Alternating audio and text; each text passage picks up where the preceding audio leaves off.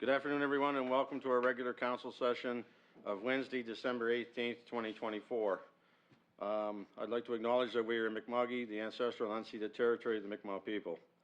I'd ask for a motion to approve the agenda today as presented. Moved by Deputy Mayor Gould, second by Councillor Fromm. All those in favor signify by saying aye. Aye. Motion carried. Thank you very much. I'd also, as per the Municipal Conflict of Interest Act, remind you to declare a conflict of interest prior to any discussions on any matters that may cause you to be potentially in conflict. Thank you.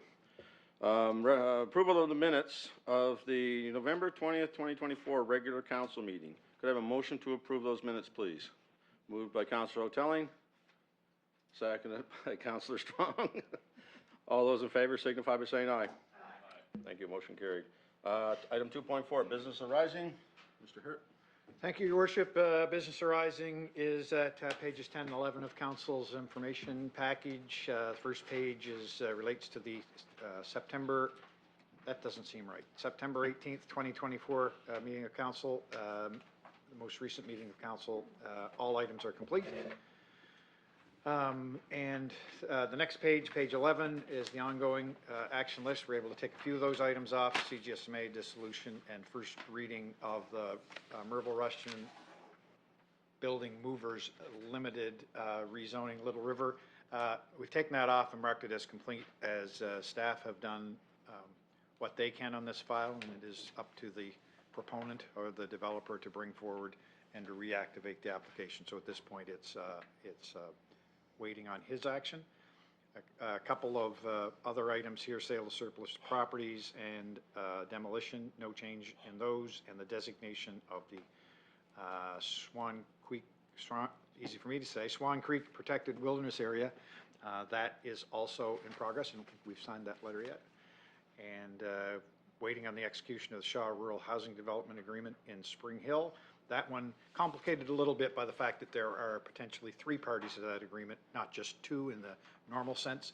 And we understand that the province of Nova Scotia will be signing the agreement as a party just to move the file ahead. So we expect that to shake loose in the next, well, I was going to say a few weeks, but we're into the Christmas period, but certainly in the next 30 days. So happy to answer any questions. All right. Thank you very much, Mr. Hurt. Anyone have any questions on that report? Seeing none, we'll move right along. There are no public hearings scheduled for today. And item number 3, strategic and priorities issues. There are no strategic priorities issues today. No major organizational items, which moves us along to organizational policy and bylaw items. Item 5.1 is first reading of the bylaw to amend the LUB 24-14 to rezone PID 2518-9911, 19 McCully Lane, Wards Brook. Mr. Boone, you now have the floor. Thank you, Your Worship. I'm going to speak slowly so to make sure all the facts get out. Your Worship, this application is a reset of the original application that had been before our prior council. So we are at the first reading stage. The one thing I want to just take 2 minutes to talk about is I put a handout in front of each of the councillors' areas. It's an information handout. Councillors that have been on council before are familiar with the process, but it's a good little check sheet just to show you how things work through the planning process. So it's kind of our first time through an application from start to finish. So you'll see it has 4 different stages to it. First reading, which is where we are today with both of these applications. If council chooses to move forward, then we advertise public hearings. Third would be after public hearings held, we have community input, both in writing or folks that may show up at a public hearing. Allows us to adjust and bring it forward to council for final consideration at second reading. If a bylaw or a plan amendment is adopted by council, it is then required to go through a notice of adoption and then a 14-day appeal period. So just as a quick overview of how the process works, always happy to answer questions on that process, but just as a little, I don't want to call it a cheat sheet, but just a little information sheet to show you how the process works. It was in our presentation that we did at orientation, but I know there was a lot of information downloaded by all the directors and the CAO and deputy CAO as well. So, this application is, like I said, is a reset. We are at the first reading stage. which is bringing the information to council in a report that is in your package. And just to put a little perspective on this development, the applicant owns several parcels in the area, and I know there's been some conversations in the local area. We have talked with some landowners close by in this area, but this particular application is just on the one property or PID that's owned by Mr. McCauley, the applicant. Just as part of the process, the applicant normally doesn't attend the first reading sessions. They would come for the public hearing and then second readings. So this proposal is to do 20 campsites, an off-grid site approach, which is basically not fully serviced. So each of the campsites would not have power, water. Even if you were coming in with RVs, they'd be self-sufficient on the site. Campground would be serviced by potentially a cluster system for septic to be designed by QP2, which is usually an engineer at that stage, and or if they were using an alternate system of sewage disposal. I'm going to show you some pictures of one thing that is being proposed by the proponent. All of that will still go through the Department of Environment. Campground is a permitted use by right in the commercial recreation zone, but not in the agricultural zone. So we're looking at going from, you'll see the comparison. It's currently zoned agriculture. It's vacant for the most part. Was used as a what I'll call a pit run gravel pit. So there was, prior to Mr. McCauley owning it, there was materials taken off of it. So not really suitable for agricultural purposes. And the proposed zone is commercial recreation. So we use this mapping now to make things clear. We also attach this mapping to the approvals if council adopts that we send to municipal affairs so we can show what the changes are in the zoning. So it's not uncommon to have PIDs or one property that would be split zoned. We've run into it a number of times, and the council has seen that in the past, or those returning members. So this application is only to rezone the part that's agricultural to the RREC zone. And as you can see, the front part of the lot is country residential, which is what's on either side of this PID as well. So not looking at changing the zoning or the character of the front part of the lot, and looking at just doing the back part, which would still allow some buffering from additional neighbors in the area. So a couple of challenges with the application is, as I said, the sites, as you can see, is mostly graveled. Topsoils have been removed. It's been used as a pit run gravel pit in the past. The idea is there's a couple of applications that are being dealt with through our planning and building and permitting inspection team about cabins or cottages that could become part of this development. They would have to be approved as part of an application. This would be the style of what you would see, so off-grid cabins and camps potentially, but what would happen on this site particular that you can see, upper right corner, you see just a flat view. That's from the shoreline looking back towards the road. It would just be campsites that would be developed on pads and just very, very rudimentary type setup. The thought was to put a self-contained shower, toilet facility. You can see an interior picture of the facility, and you can see a shot from the outside. Any facility like that that was, this is already on the site, and this is part of the process we're going through with the applicant. This isn't approved for operation. They will have to get that on-site system approved by the Department of Environment. So this is already on-site, hasn't been utilized, or apparently has not been utilized, but we have to have Department of Environment approve any connection from that outdoor self-contained facility into a on-site sewage disposal system. So the considerations here, so firstly, no financial consideration specific to the municipality. If this was approved through the process, there would be a change to the assessment on the lands, which would obviously change how it's taxed from agricultural to some level of commercial. Wouldn't be a lot of facilities on there that would enhance the assessment, but it certainly would change the assessment long term.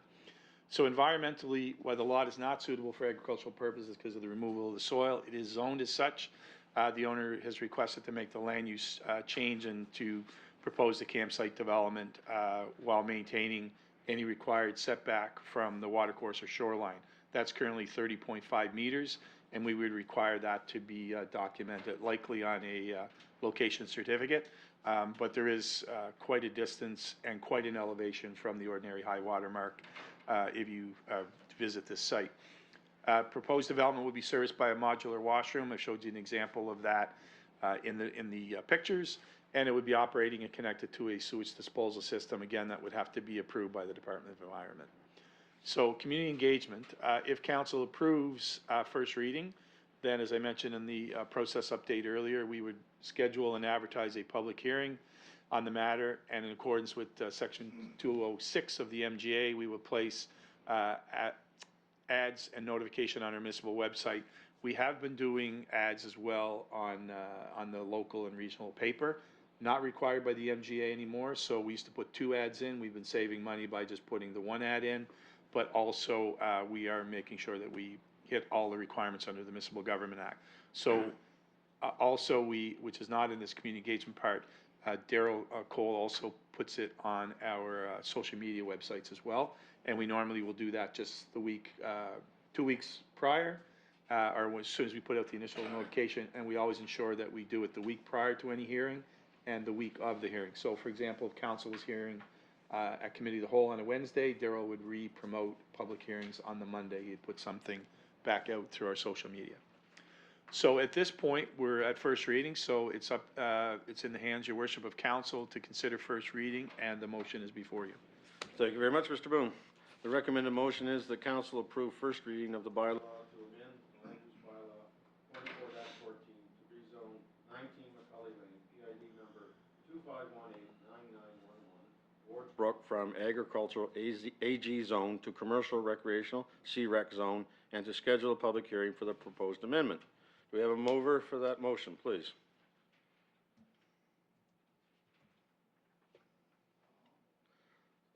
Moved by Councilor Lockhart, seconded for the motion.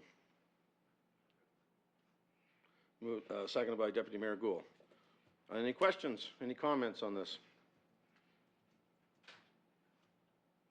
Go ahead, Councilor Redmond. I see the lots next on the map to the right are all agriculture too. Are they able to farm those properties?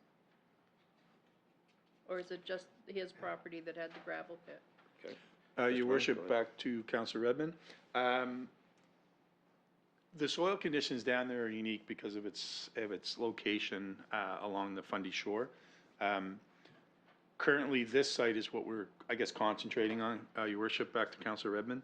So this site doesn't appear to have much in the line of topsoil left. What we could see from the upper land, so if you're looking from the shoreline back to the road, to the right-hand side, there still seems to be some green pasture and some areas up there. So separate ownership, but still appears that there could be some agricultural uses for it. A lot of it's overgrown and treed as well on the upper side. If you're looking to the left from the coastline in, to the left, majority of that is more or less lawned area because there's just some homes there, including Mr. McCully's own main residence. They're really just manicured grass, right? So, but certainly to the right, there looks like there could be still some farming use, but for the most part, it's grown up in trees. Thank you very much. Any other questions? Councilor Hotelling, go ahead.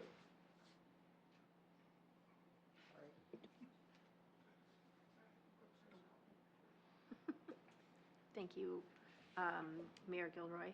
I think I know the answer, but is commercial recreation a commercial tax rate or a residential? Your worship, back to Councilor Hotelling. The commercial recreation zone is kind of a unique one, which allows specialized developments in our rural areas. So not as commercial as we would see with, say, a C-mix or a rural commercial zone. So it's a little more specialized. So the only areas where really campgrounds or RV campsites or off-grid sites can go is the commercial recreation zone. We don't have a lot of property zoned as such because they're fairly unique, and that's why we're looking at it. It's the most appropriate zone for this use. So not a lot of other heavier uses when it comes to overall commercial. It's still pretty tight and pretty limited. Thank you very much. Anyone else have any questions or comments? Councilor Strong, go ahead. Yes, how would this impact the Wards Brook itself? Your worship, back to Councilor Strong. We would require Department of Environment to contact, or to comment on anything with regards to the watercourse. It's not something that we do directly. We do have our watercourse setbacks and our shoreline setbacks that are in place in the bylaw. So I mentioned 30.5 from the main shoreline, but we also have a minimum of 15 meters from any rivers, brooks, or other watercourses inside. It is in the report. There is an active file with the Department of Environment talking about Wards Brook and some impacts that may have been made on it. My understanding, the majority of those impacts that occurred were on the adjacent PID. So not that we're not aware or looking at its relevancy, but we also have to let Department of Environment carry that file. We have reached out to them, Your Worship, back to Councillor Strong. And in order for us to get more detailed information, we would have to do a Freedom of Information request because it's an active file with a particular property owner. We do feel it's relevant to the development overall, but we just have to ensure those setbacks are in place. And anything that would happen on that watercourse directly as part of the development of the campground or impacts, that would be an item that we'd make sure the Department of Environment's aware of, because they have the authority where we do not. Thank you. Thank you very much, Mr. Moon. Anyone else have any questions? Seeing none, and I'll call for the vote. Whoops, sorry, Mr. Herrick, go ahead. I forgot about you. Nope, no problem. Thank you, Your Worship. Just a couple of comments on process for council as we have some councilors that are just joining us in the last few months, so, and a refresher for those who've been around for a while. You'll notice that Mr. Boone, and you'll see it with the other staff members as well, they're addressing their comments back to the chair and waiting for the chair to acknowledge before they're speaking, and so it's, they're not treating you with less respect, it's just we're trying to follow the rules of order, so you will see that. Secondly, with respect to first reading and second reading and these planning document sorts of issues. So first reading simply signifies the notice of intent to consider, and second reading is the actual approval.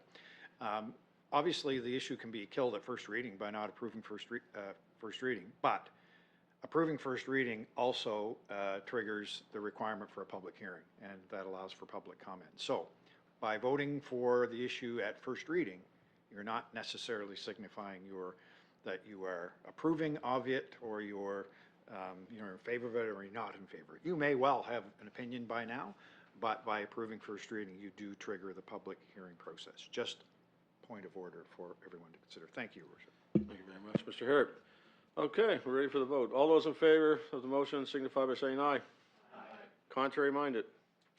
Motion carried. Thank you very much. Item 5.2, first reading of the bylaw to amend the LUB 24-16 to rezone PID number 25394958 1370 Southampton Road, West Amherst. Mr. Boone, you have the floor. Thank you, Your Worship. Again, we're at first reading stage in this application. I thank the CEO for the clarity. This is an information getting the process started. This is an application. We've seen similar applications before. I think this is a common one with council. This is just a little different where we've made changes to rural industrial zones before, but in a lot of cases those changes have been from agricultural to rural industrial.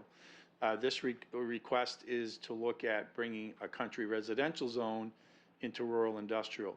So the plan at this point is a very small office to support transport trucks. It's a very small kind of small business. It's only a number of trucks. They don't make money if they're not on the road. So in most cases, this is an area for them to park vehicles when they're at home. And it's a very small scale approach. Small maintenance areas potential in the future. The rural industrial would allow you to have a maintenance garage if you were doing, again, from a small operations point of view.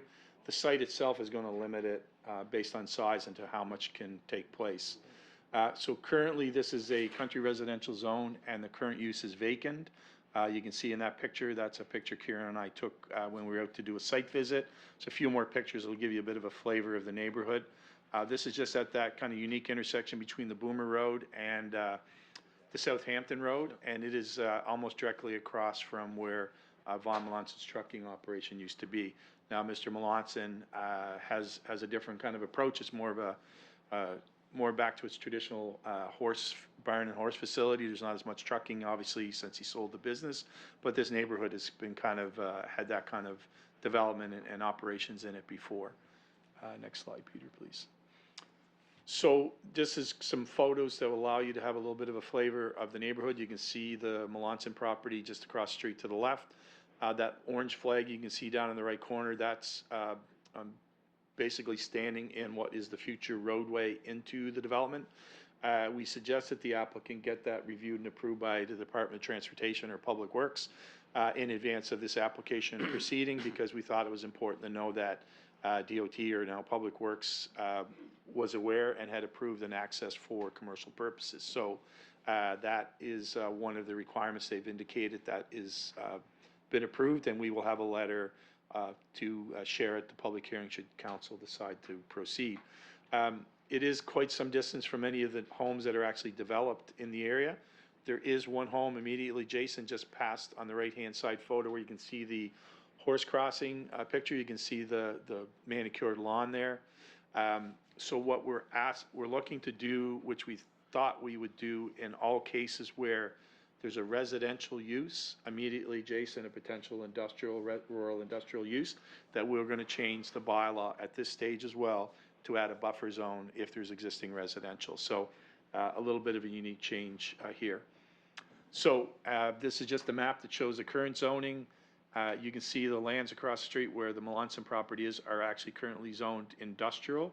That's a little bit of an error in the plan over time, but we will fix that during the plan review.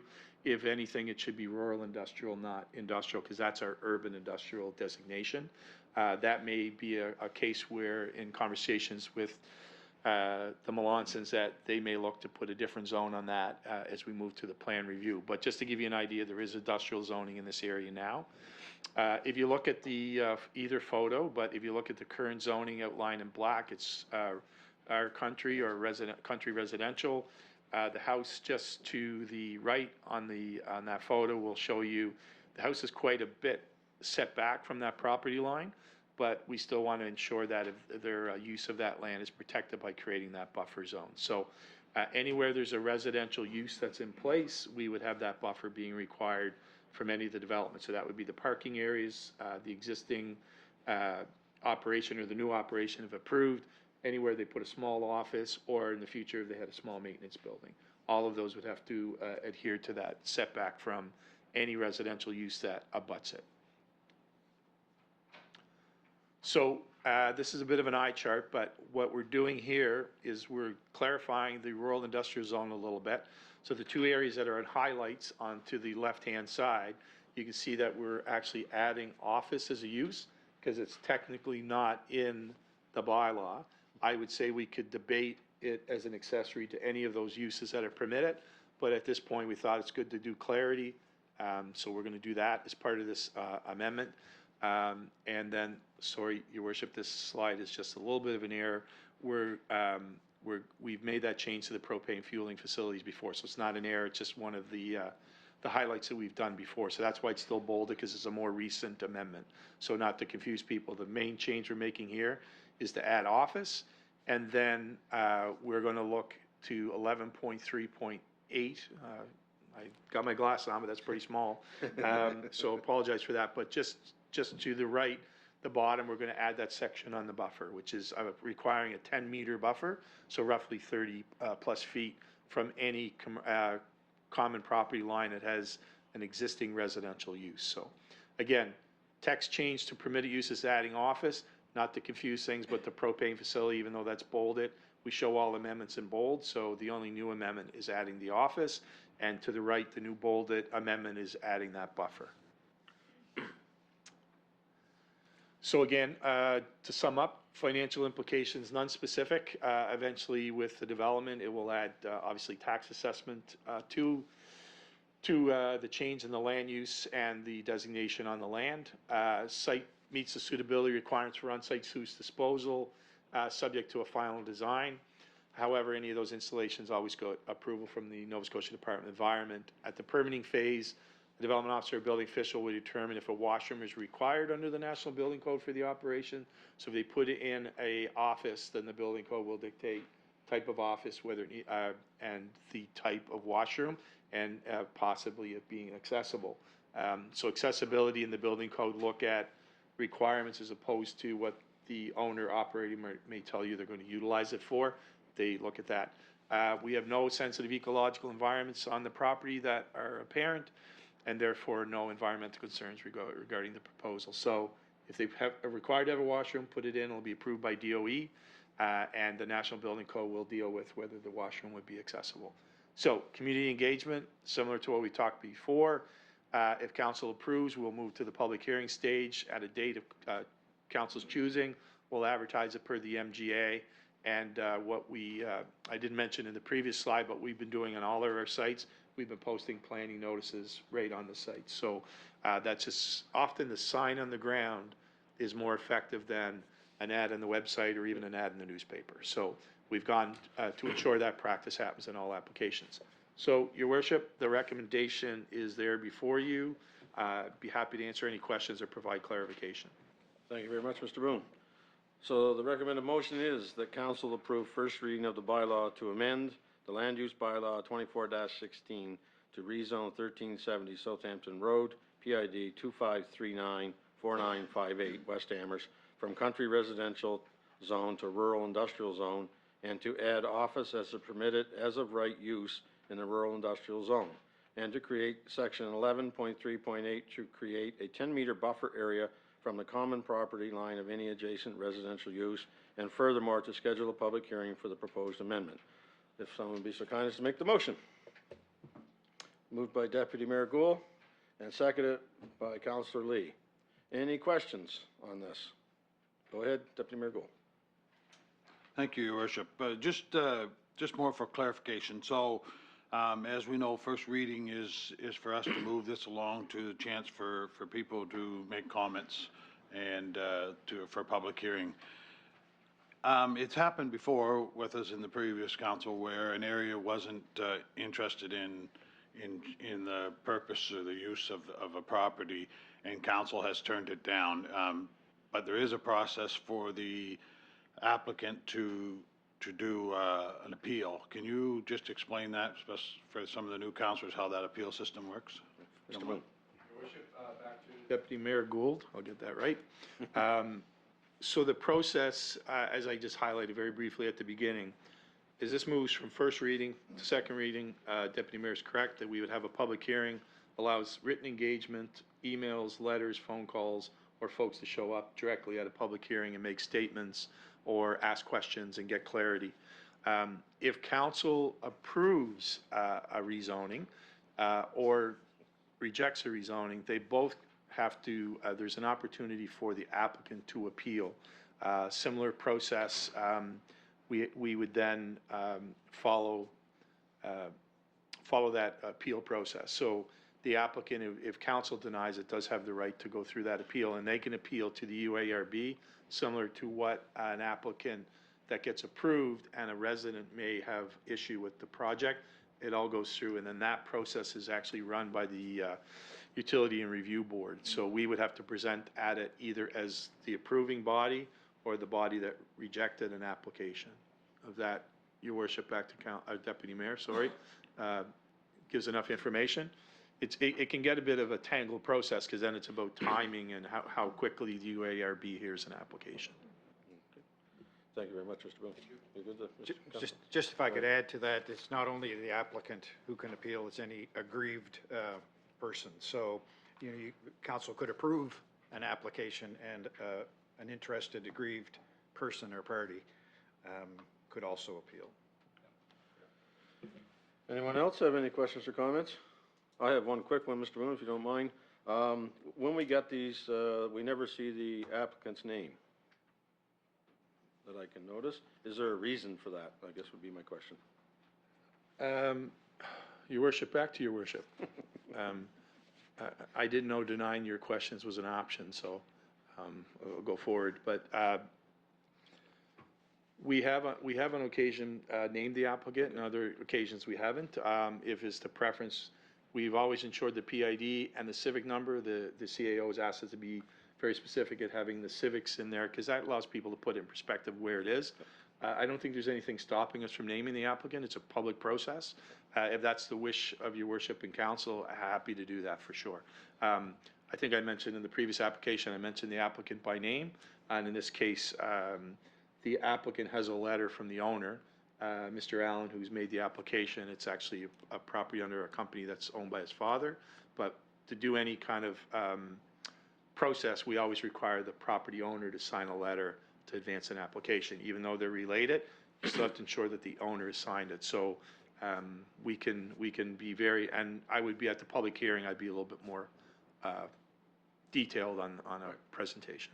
Good, thank you very much. You're welcome. Something council, I guess we'll discuss in the future and just make a decision on that for you, Mr. Boone. Your worship, in this case, though, we can name the applicant. Do you have it right there? I do. I'm going to Is say it the Mr. owner of the Allen. property? The owner of the property is under a company name, but the owner of the property signed a letter that we have on file allowing the application to go through, as I mentioned.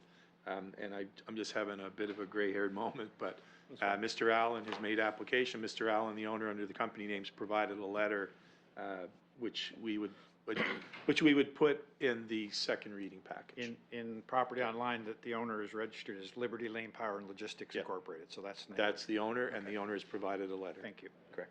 Thank you very much. Okay, we're ready for the vote. All those in favor of the motion signify by saying aye. Aye. Contrary minded? Hearing none, motion is carried. Thank you very much, Mr. Boone. 5.3, expense reimbursement policy 24-04. Deputy CEO, Mr. McCracken, the floor is yours. All warmed up. I don't think. There's no, well, he'd have to, quite frankly. Is there any cookies left? Yes, I wrote you on the screen there. There seems to be a few.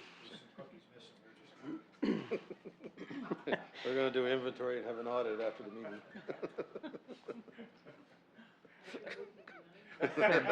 Thank you, Worship. Go ahead. Happy to share the spotlight with the cookies this afternoon. Expense reimbursement policy at the November Committee of the Whole meeting, Council had the opportunity to review and discuss the new expense reimbursement policy. This policy will provide direction to staff, council members, committee members, and volunteers as it relates to the eligibility and claiming of expenses while doing work for the municipality. It's a combination of the former personnel policy, some clauses in that, and the existing reimbursement policy for members of council and the CAO, which is being recommended for repeal. The policy is included in your package along with a recommended motion, Your Worship. Thank you very much, Mr. McCracken. The recommended motion is that council approve the expense reimbursement policy 24-04, effective as of November 13th, 2024, and furthermore, that council repeal the reimbursement policy for members of council and chief administrative officer 21-03. Moved by Councilor Redmond, seconded by Councilor Lee. Any questions on this? Any comments? Hearing none, I'll call for the vote. All those in favor signify by saying aye. Aye. Contrary minded? Motion carried. Thank you very much, Mr. McCracken. 5.4, grants policy. Mr. McCracken, you're on the hot seat still. Or the cookie seat, or whatever we're going to call it. Thank you, Your Worship. At the December Committee of the Whole meeting, Council had the opportunity to review and discuss amendments to the grants policy. One change of note from that draft since that discussion is the removal of the limitation of one application per year per applicant for district grants. That clause has been removed. Otherwise, the other amendments stayed intact. The amended policy is in your package and the recommended motion as well. Thank you very much. The recommended motion is that council approve the amended grants policy 15-11. Motion, could I have a mover for this motion, please? Moved by Councilor Fromm, seconded by Councilor Redmond. Any questions or discussion on this? Seeing none, I'll ask for the vote. All those in favor signify by saying aye. Aye. Contrary minded? Motion carried. Thank you very much. 5.5, tax reduction and exemption policy 19-03. Amy Hurdle, Director of Finance. The floor is now yours. Thank you, Your Worship. We had a chance to go over this policy change last week at Committee of the Whole, so I'm not going to go into a whole lot of detail, but essentially what we are proposing is to add 3 Sunset Community properties that were unintentionally made taxable when they were separated from the county. So the motion is there, and the amended policy is in your package. Thank you very much, Amy. Can I just add to that, Your Worship? Sure, go ahead. Yeah, just to add to Amy's comments, the policy, as Amy described, became unintentionally taxable. They were previously taxed as exempt because of the ownership, and when ownership changed to Sunset Community, Inc., PVSC, the Provincial Assessment Agency, changed the assessment to taxable, leaving us with one tool left to exempt them, and that's this policy. So just by way of explanation, thank you. Thank you very much, Mr. Hurt. The recommended motion is that council approve the amended tax reduction and exemption policy, Schedule A. Mover for that, Councillor Hoteling, seconded by Councillor Lee. Any questions or comments on this? Hearing none, call for the vote. All those in favor signify by saying aye. Aye. Contrary minded? Motion carried. Thank you very much. 5.6, policy respecting safety lights, 18-13. Director Walkress, the floor is now yours.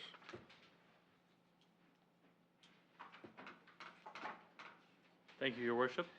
The municipality owns and maintains an inventory of safety lights. These are different from street lights as they're an individual light designed to illuminate a specific hazard or area of interest. The policy in your package is to revise from a previous one where we had a different organizational structure. The idea is to streamline it all to a single department, limit the number of staff that touch an application. We discussed this in further detail at the Committee of the Whole, but I'm happy to answer any questions council may have on this, Your Worship. Thank you very much. The recommended motion is the council approve the amended policy respecting safety lights, 18-13, to the December 18th, 2024 meeting. I guess we're there. A mover for the motion, please. Moved by Councillor Lockhart, seconded by Councillor Strong. Any questions or comments? Seeing none, I'll ask for the vote. All those in favor signify by saying aye. Aye. Contrary minded? Motion carried. Thank you very much, Mr. Walkress. Business issue 6.1, councillor appointment on the Physician Recruitment and Retention Committee. Mr. Hurt? Thank you, Your Worship. There is a memo in Council's information package at page 67. This is a pretty simple matter. A month ago, Council approved the appointment of various councillors to a number of committees, and through discussions after those appointments, it became obvious that Councillors Redmond and Lockhart were willing to make a change to their appointments, and the suggested motion is that Councillor Redmond replace Councillor Lockhart on the Physician Recruitment Retention Committee for a term ending a year from now, or October 31st, 2025, Your Worship. Thank you very much. The recommended motion is that Councillor Redmond replace Councillor Lockhart as the councillor appointment on the Physician Recruitment and Retention Committee for a term ending October 31st, 2025. Any questions or comments on this? Did I get the motion? I missed that part. Let's go. Okay, let's have a motion first. Thank you, Deputy Mayor Gould. We'll keep tripping over ourselves. And seconded by Councillor Hoteling. And now we can have some comments if anybody would like to have them. Hearing none, we'll ask for the vote. All those in favor signify by saying aye. Aye. Contrary minded? Motion carried. Thank you very much. 6.2, possible bylaw for food trucks. Councillor Lockhart has brought this forward, and I'll now ask him to speak. Go ahead. Hi, am I live? Yeah.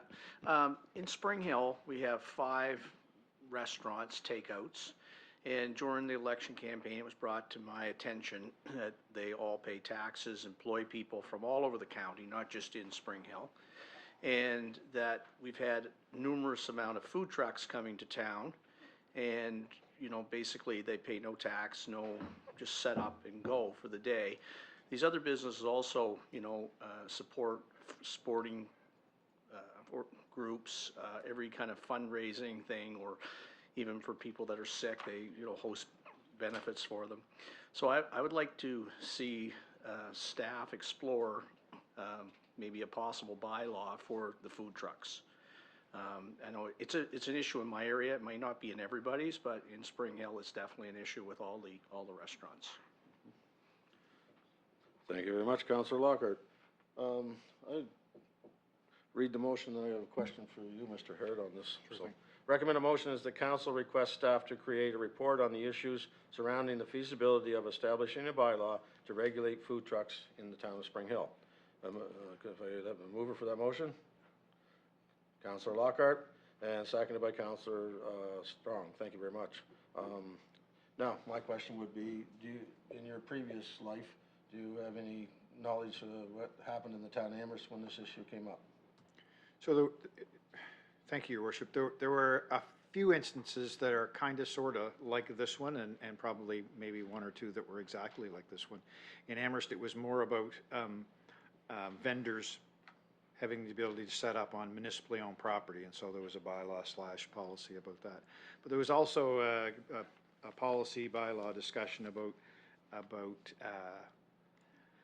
it was about transient auto dealers. We were having issues where folks, auto dealers were coming in and having a quote-unquote auction or big sale in a mall parking lot, and we had all kinds of car dealers paying big amounts of taxes that were upset, and perhaps rightly so by that. So those were the two issues mostly that we dealt with in the town of Amherst when I was there. There are multiple instances, though, throughout the province of bylaws that regulate mobile vendors and street vendors. So I think there's lots of information that we can draw on to be able to provide the information for council to make a decision. So, Great, thank you very much. you're welcome. Does anyone else have any? Counselor Redmond, go ahead, and then Counselor O'Telly. Yeah, I have a bit of a concern if this is just for Spring Hill, but I would not want to see this countywide. When you're talking about a rural area where there is not a lot of restaurants, like I think it's called Mike's Hamburgers or something now, that's been going around to different locations, and the residents have really liked it. When we have festivals and et cetera, they're the only source of food that's set up at these. So I think we're walking on a fine line here. And anyway, that's just thank you. Thank you very much. Counselor O'Telly. That was actually going to be my question too, is just the concern around, do we have any bylaws that are specific just for Spring Hill after we have done a lot of work on changing them to countywide? Question. Mr. Hare. Your Worship, there are very few, if any, remaining that are specific to geographic areas. Councillor Lockhart has brought this forward as a result of some issues in Spring Hill.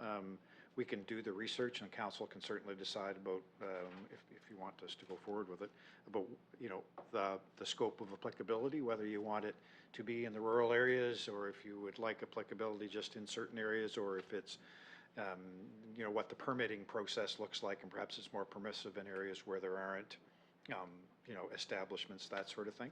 But all of those things are on the table, and as I understand the motion, it's simply to provide a bit of a document for a discussion. So hopefully that answers the question. Thank you very much. Counselor Lockhart, go ahead. Yeah, I just wanted to say one more thing. I'm involved with some other organizations and put on big events, and the food trucks do come, and usually they pay a fee, and a nominal fee, and I think that was the argument that most of the people that I talked to that have brought this to my attention, they're not against the food trucks, and they understand people want to change and things like that. It's just that there's they just pull in and go in Spring Hill, where we do have 5. They always come to Main Street. That's where all the restaurants are. And I think that's the thing. So I don't think they're looking for, say, don't do it, or, some crazy amount. It's just something there that they have to pay a share in to be able to do this. So I just wanted to clarify. I know we have a big event in Moncton every year for 2 days, and they come from all over, and one of them is my favorite from Fredericton, and they charge them $200 for the weekend, and they do really well there. So I just wanted to add that to it.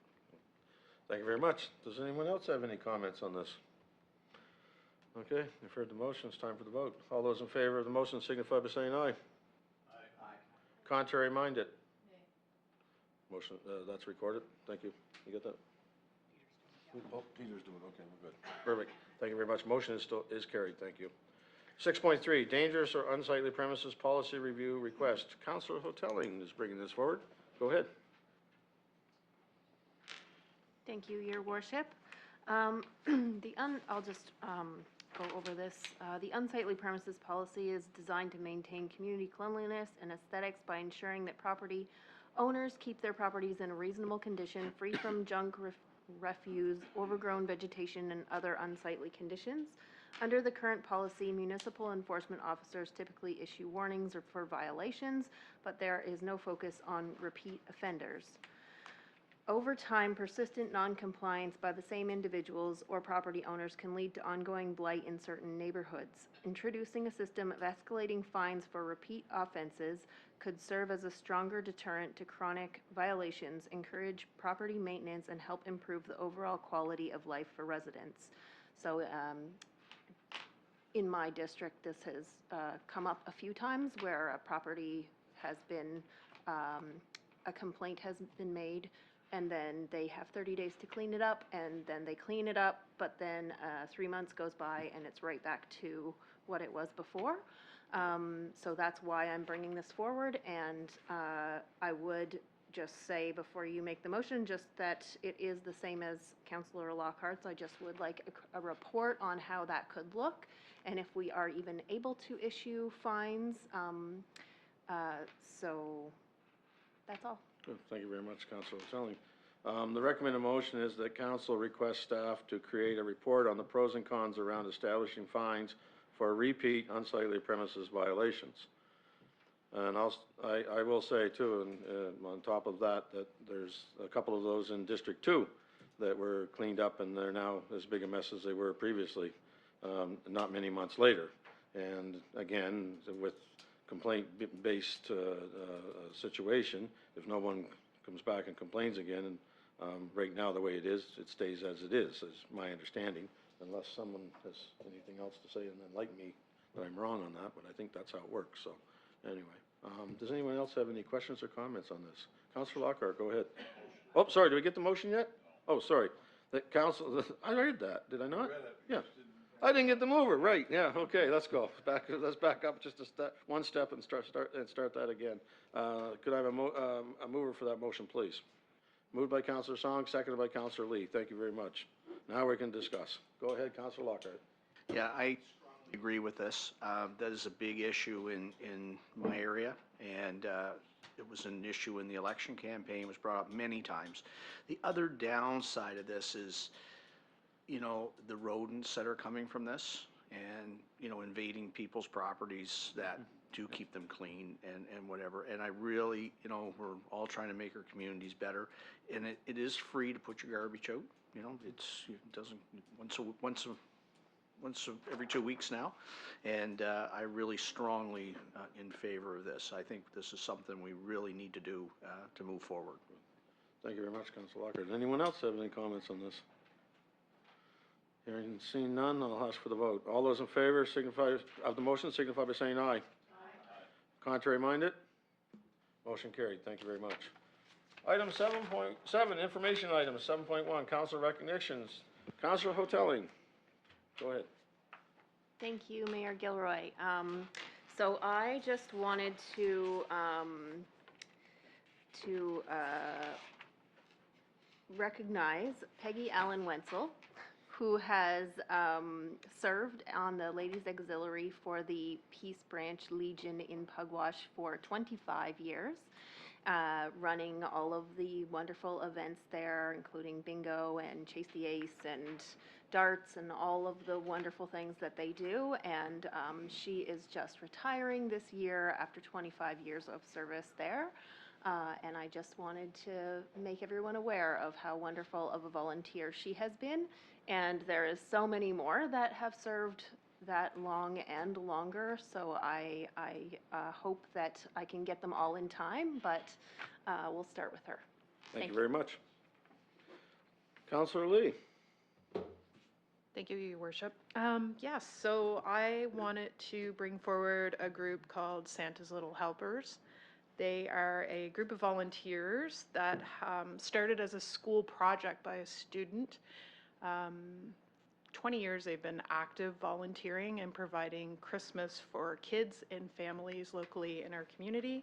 And I think this year here, being involved as much as I have been, and seeing what they've been doing, I just felt it was important to recognize all they've been up to and what they've been doing. So thank you. Thank you very much, Councilor Lee. And then Councilor Redmond, go ahead. I did the email but forgot to send. Tree falls in the forest. Has anybody heard it? Yeah. No. I just want to take the opportunity to wish every one of our volunteer fire departments a very, very Merry Christmas, and I hope they get to spend it with their family and safely. I want to wish our staff a very Merry Christmas and thank them for a good year. And to my fellow counselors, wishing you the very best this Christmas, and I hope everybody stays safe and sound. And I also would like to mention the cookies that you've seen in the on the video are compliments of our mayor. He brings us cookies in every Christmas. Thank you, You're Mayor very welcome. Gilroy. Speaking of things that we clean up and keep reappearing. Before I ask for a motion to adjourn, I want to also echo some of those comments, Councilor Redmond, and wish everyone and all of the people watching this and the staff and the families and friends of council members the very best of holiday season. And, you know, I hope that you take some time off and enjoy the chance to get a nice break, because we'll be back here in January and things will get very busy with the budget season very quickly. So, again, all the best over the holidays and all the best in the coming year. Thank you so much. Could I have a motion to adjourn, please? Moved by, whoops, sorry, we're not going to do that just yet, Fred. Sorry Go about this. ahead, I was Councilor Lockhart, go ahead. new at this, and I didn't quite understand the process, but I just wanted to recognize the Spring Hill Baptist Church last week, who put 375 meals out to seniors. I was very fortunate. My son and I helped in delivering them, and our former mayor, Murray, was down in the kitchen cooking up a storm all day. So I just wanted to give, they're not young people, and I just want to give a hand out. It was a very nice, All right, thank you very much, Amen. Councilor Lockett. I would agree with you, too, that the former Mayor Scott is not considered a young person. this is televised. I'm going to die for that one. Anyway, Mayor. Thank you. Okay, now we have a motion to adjourn. Thank you, Deputy Mayor Gould. We are now adjourned. Thank you very much, everyone. Glenn, I just wanted to say, you said you were going to speak